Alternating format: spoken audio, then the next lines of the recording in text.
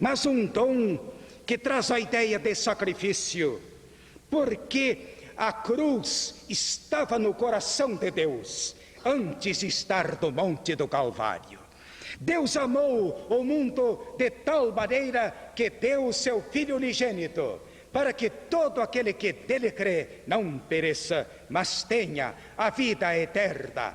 Jesus é o dom maior, a expressão maior, mais eloquente, mais enternecedora, mais convincente, mais poderosa, mais admirável do amor de Deus pelo homem perdido nas trevas do pecado.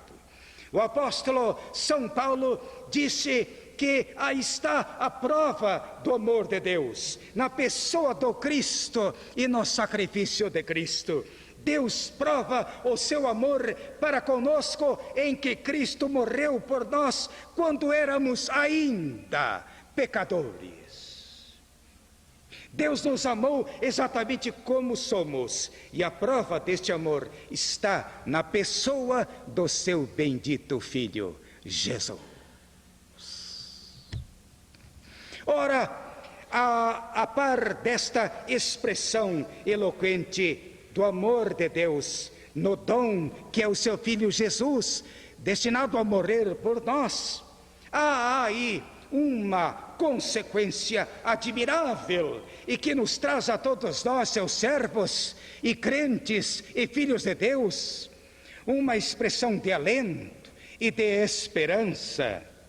Porque se Deus nos deu o que poderia dar de mais e de maior de si mesmo, como não nos acrescentará à vida o de que ela necessite para sublimar-se? Assim é que o apóstolo São Paulo, retromencionado, quando se deu ao trabalho de mostrar as gloriosas perspectivas do futuro da vida em Deus e em Cristo, disse estas palavras, que estão registradas no capítulo 8 da carta aos Romanos: aquele que nem mesmo a seu próprio Filho poupou, antes o entregou. E este verbo é o mesmo usado no registro de João capítulo 3, versículo de número 16. Por nós, por todos nós, como não nos dará Ele, com Ele, todas as demais coisas? Se Deus nos deu o dom maior, na pessoa do seu bendito Filho Jesus, segue-se que nós não teremos outras necessidades de quaisquer ordem no mundo, porque o Deus que nos supriu a necessidade fundamental, a da salvação e da vida eterna, há de suprir-nos necessidades acidentais.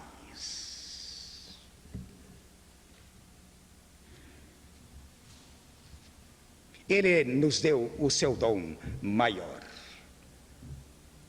Mas, analisando esta admirável comprovação do seu amor por nós, exatamente como somos, perdidos e pecadores, e sem mérito nenhum perante Ele, ao contrário do que imaginamos e do que apregoa o humanismo, também este dom maior de Deus é uma incitação a que a recíproca seja verdadeira.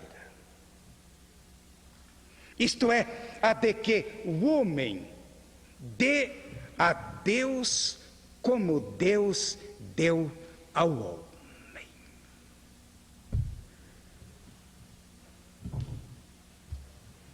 A história do Natal é muito comovente. Lemos desde os primeiros tempos desta história que quando o menino Jesus, ele hoje não é mais menino, de sorte que essa literatura que está aí, sentimental, não corresponde à realidade, não é o menino, não é mais o menino.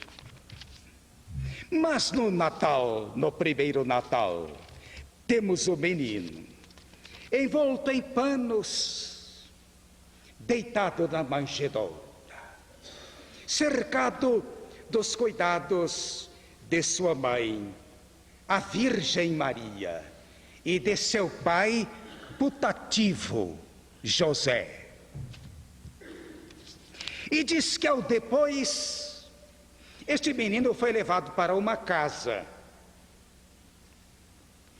e recebeu, talvez de 9 a 10 meses depois do seu nascimento, a visita dos magos, que vieram do Oriente a Jerusalém, para ver a sabedoria de Deus encarnada. Como a rainha de Sabá havia visto a sabedoria de Deus simbolizada em Salomão. E diz o texto que estes magos foram adorar o menino. E entrando na casa, não é mais na estrebaria, precisamos ler o Evangelho em termos. Entrando na casa, adoraram não a Maria. O Evangelho não conhece, desconhece a mariolatria. Adoraram a Jesus. O adoraram porque viram nele o próprio Deus que se fez carne e habitou entre nós. Porque viram de 3 reis, o que o Evangelho não diz, porque eles presentearam o menino com ouro, incenso e mirra. E os estudiosos desta dádiva natalina dizem que ela foi feita ou porque os pais do menino eram pobres, e eram de fato pobres,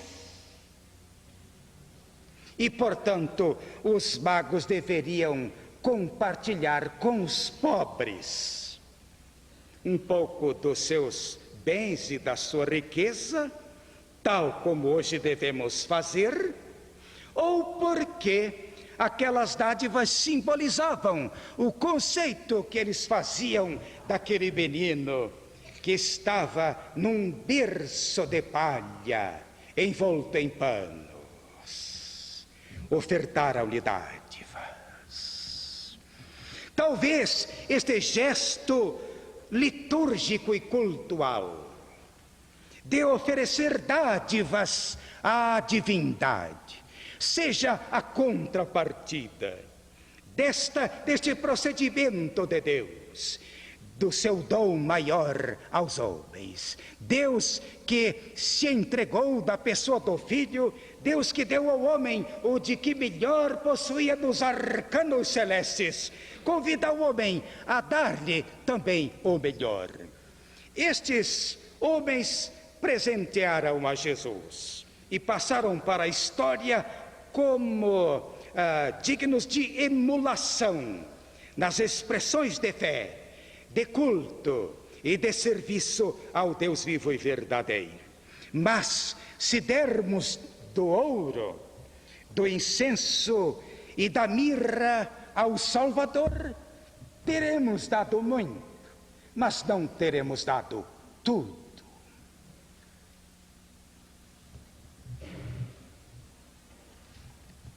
Ora, se Deus tudo nos deu, por que pouco lhe daremos?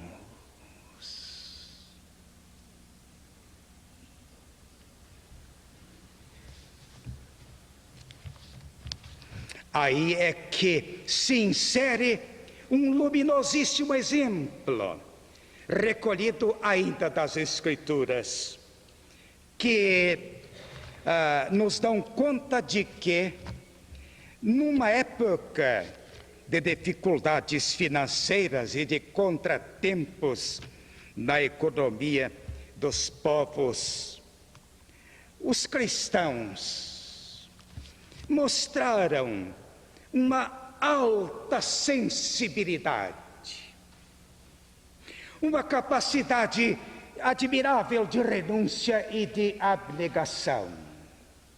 E trouxeram a lume um princípio que nasce do exemplo do próprio Deus, o princípio do altruísmo, aquele que nos manda compartilhar com os outros o de que dispomos. Aquele princípio que nos leva a nos darmos aos outros, e não apenas dar aos outros alguma coisa, mas nos darmos a eles em solidariedade, em troca de experiências, para que assim possamos retratar esta fulgurante prática que nasceu no coração de Deus, quando Deus, através do seu Filho, deu o que tinha de melhor para que o homem pudesse viver dando, para dar-se aos outros em amor, em generosidade, em retribuição ao muito que recebe de Deus por sua graça e por sua mercê.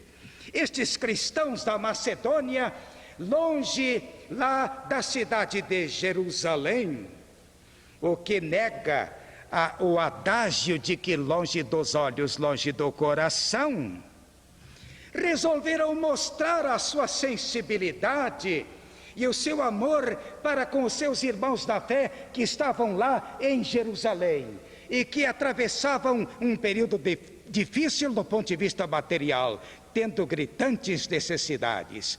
Pois estes macedônios se cotizaram, ajuntaram um pouco do que tinham para, pela intermediação de Paulo, enviarem o seu óbolo aos irmãos de Jerusalém.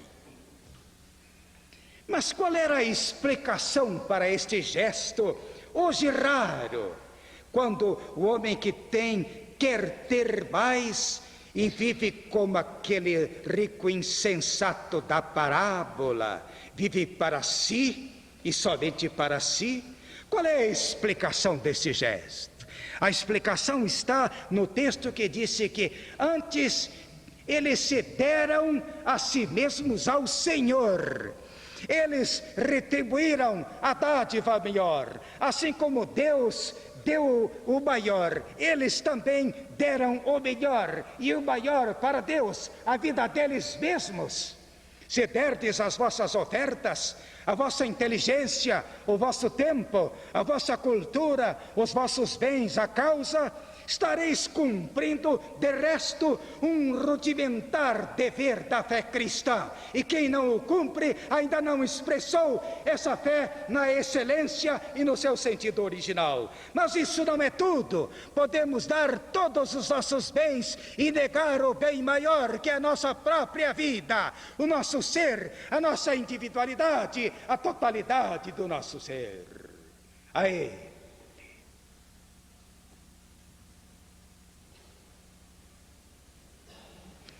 E não foi, caríssimos, esta contrapartida, a preconizada por Paulo, que na parte hortatória de sua carta aos Romanos, induz os crentes a se apresentarem a si mesmos em sacrifício vivo, santo e agradável a Deus, que é realmente o culto racional?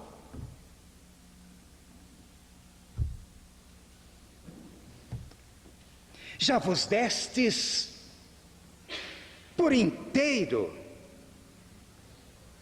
a quem se deu de todo a vós outros?